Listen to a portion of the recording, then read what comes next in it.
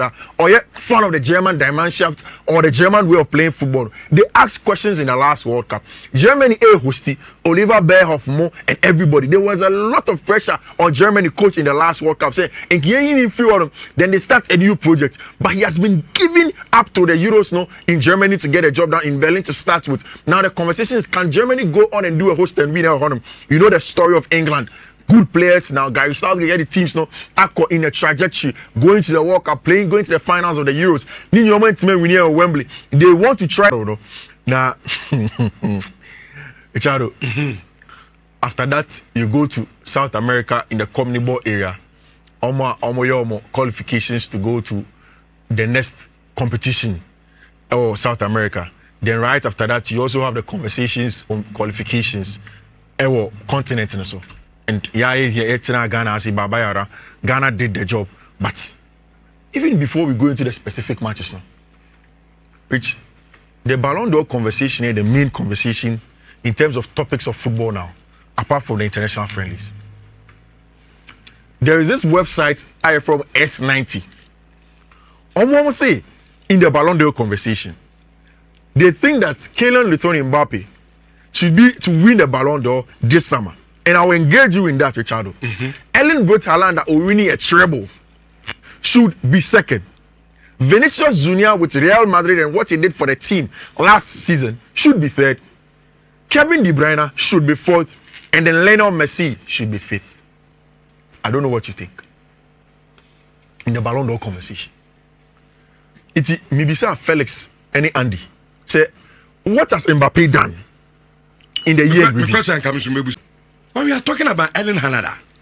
What is trouble? Initially, that Kylian Mbappe wrote for himself in the year under review. And we've always mentioned, say you did Ballon d'Or commodity every time. You will give credit to the Mundial if it's in the World Cup year. So definitely that will have a stake. Now, for Erling Haaland, he wasn't able to qualify his nation, Norway, to go and play in the last World Cup at Qatar. But in a club level performance, at his age, moving from Borussia Dortmund in Germany, going to the English Premier League and taking the league by storm. The highest number of hat-tricks being scored by a young player, number of goals or share, beating the record, the goals to game ratio, and of course, slotting the Manchester City team. And it wasn't just the performances. Quite apart from that, he won an English treble. We need a Champions League, we need the English FA Cup, and then of course win the English Premier League. It's something that Erling Braut Haaland constantly. I believe Erling Braut Haaland should win. So I presented numbers this story for you of a young Norwegian boy. Ni papa Alfie ever ball English Premier League at some point in time. And he won England. Quite apart from that, he started his trade from Norway. Things didn't work so well for him in Norway. He had to move away. He went to Germany. In Germany, he took the German Bundesliga by storm. But even before that, when he was in Austria, everybody saw how good Erling Braut Haaland was. Obeyes Edgeman in the Champions League where the big boys do play. Erling Haaland again did show how much of a top player he is and the class out here with respect to his footballing abilities. Now he came to the English Premier League and he showed Obi. I said, fine. So mostly the primary job of a striker is to score goals. Then a team that can create for me and put it on the platter of gold and silver for me. So I will get the goals. On the 10 o'clock above. Yeah. 10 above. And Mika say, yeah, love on Adum TV. Na anya Adum TV so nko an live also. Oko Go TV channel 178. Also jumedi na live ho. And afi DSTV and so channel 280. Channel 280 also no the weekend edition of Inshallah the Guitar Password jumedi no live ho. Enti Adum TV, Go TV channel 178, DSTV channel 280. Onano ya live ho. And afi yenu na masempa 94.7. Amonso adwane awo ayenkran amonso efadwumadi no awo honti wadwane we the weekend edition of Inside Guitar Password dwumadi no na egusu ayede emam yem foreign discussions no na yegusu yenso ye cheche kakaka at the Afanti Coffee yentoaso. Yeah, Richard, I think we're talking about Erling Haaland. But even just before I go on, you mentioned boys at Parliament our Kokeri Zongo. I've mentioned several times that they always listen to us into Boys at Bread Parliament for one say hello to you. So Rich, that was a story of Erling Braut Haaland, S94 Edenato, second position for the Ballon d'Or. We'll take you through slowly. There we are. Now I'll bring you why I think who should win. Now rank 3, Vinicius Junior. The story of Vinicius Junior, and you're too exciting, sir. Even last season, the UEFA Champions League, he wasn't the mainstay. Yes, there were games. Vinicius Junior was very, very important from team my friend in Real Madrid. Very important from wide areas. But Karim Mustafa Benzema essentially was the face of that Real Madrid team. It's his Sports 90 said he's there. That's the story for him. For Kevin De Bruyne, he's the creator-in-chief of our Manchester City team. So also Erling Braut Haaland, share a lot of goals. Now say, oh, we need treble. He won the treble too.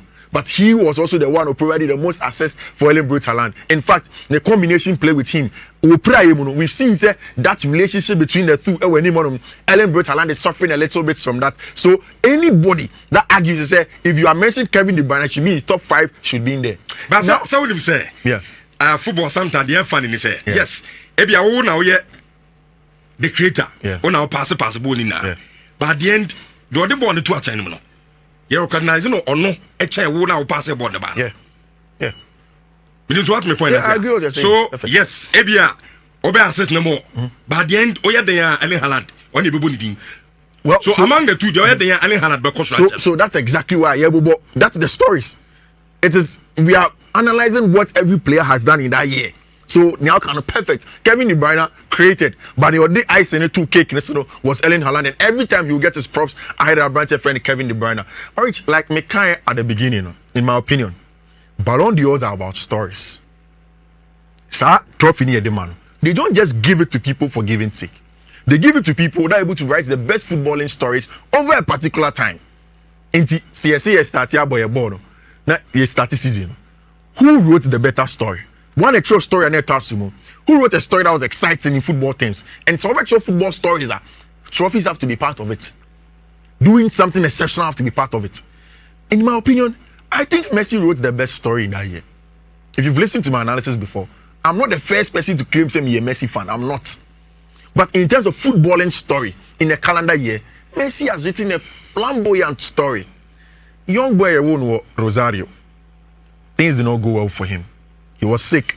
He had to move from his native Argentina to go to Barcelona. In fact, before Kobenya born be about Barcelona, medics have to assess him and make sure that he was fine before he could play. In Barcelona, he won it all. And at some point in time, he had to leave Barcelona to go elsewhere to get things done. Everybody, including Argentine journalists, including international journalists, who had issues with Lionel Messi, constantly said the biggest problem with Lionel Messi, that's a World Cup now.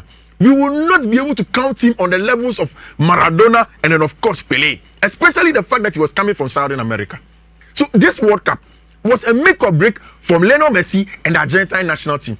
Also, in the context of the Argentine national team conversation, look at where Lionel Scaloni, who was their manager, came from. Bringing together an Argentine team and winning World Cup for a very long time. In the first game that they played against Iran, they lost. It wasn't a good game for them. Now, coming back to play against Mexico, qualifying to the final, Netherlands, and beating France, the defending champions in the finals. Messi being the best player judged at the World Cup, in my opinion, is the best footballing story that we had in that year. So Erling Haaland, for me, yes, has won the treble. Yes, Kevin De Bruyne was a creator-in-chief in the lead up to that treble. No? But in terms of footballing stories, in terms of the beauty of the game and the artistry of a player, no? Lionel Messi did stand tall in the calendar year, and I am very confident this is not international football conversation, but I think that it's worth discussing. And now, there is another name that has been added to Chelsea's long list of injured players. I don't know if you've seen it. Yes. Chelsea, Benoit Bellashili, he's returning from injury now. Marcus Bettinelli, returning now. Amando Bruya, returning now. Nathaniel Chaluba, returning. Samuel Chukwuemeka, Kani Chukwuemeka, on the long time, on bench, on injury on. Wesley Fofana, I'm not sure he will even play for the rest of the season. Resumes returning after international break. Now, there was a name that was in here. Romeo Lavia. He only lacked match fitness. It's no more Chelsea games now since he signed for Chelsea Football Club. Yesterday in the afternoon, there was breaking news. Say, whilst most of them resumes and go international break, Romeo Lavia, Chelsea spoke to Belgium for and said they should not call him for the international duties. They want to keep him there, see him train, send him match fitness for the team. Thiago Silva, a host of the players, Marc Cucurella, Omunyako international break. So they had been training. Benoit Belashimo returning. Armando Broja did not go to Albania to go and play for his national team. They are all at Cuba. And now, I was just there, received a notification saying, Romeo Lavia pra. And the plan, it was two things. Chelsea was scared, say, a bit my muscle tear. And I said, the ankle and one injured. Now, they were worried a little bit, say, can it be, say, and none pay, according to Sky, Chelsea are waiting for results of scan and now, yeah. And I'm very worried, say an ankle, maybe you will have to be out for an extended time. When we say extended, it means you're talking over more than a month. I mean 2 or 3 months on the touchline. For player on KK ball for Chelsea Football Club. So a lot of the Chelsea fans are beginning to ask questions. What is really going on our club in him? At first, me, I believe strongly say it was hard luck on the part of Chelsea. Because you buy auto play away, no pra. You have to play away, no pra. Then what to play away, no pra. Then you ask questions, what is the issue? You want to know, say, player and BB or Honor, 18 players need play plan. Is it down to just the officials not doing a good job, or is it just hard luck? I think that they need to watch the officials. Okay. The players no conditioning, no. How now medicals no so. Yes. The players do not know more injuries. It's you. Like Sophia Amrabat. Or the best you. Into your medicals no one. And no one know the room. Now me sure this is Sophia Amrabat or back injury. Yeah. Now who referee Hodlani Yakovan by? Honestly, the same problem. The players in the area sometimes and official for them. By the time international, but the only good news all can say Abrantia, your friend Mihailo Modric, back regimes are returning from Onya Babaka right for the international break. He's going to be in there. Wesley Fofana out for an extended time. Kanichiku Emeka, Chaloba, Broya, also returning. Bettinelli injured for a very long time. Any Benoit Belashile also out for an extended number of time for Chelsea Football Club in that regard. It's something that Chelsea really need to look at it. Okay. I don't know, say. I count 5 minutes. Na, yedi komo. Yani ba hospital.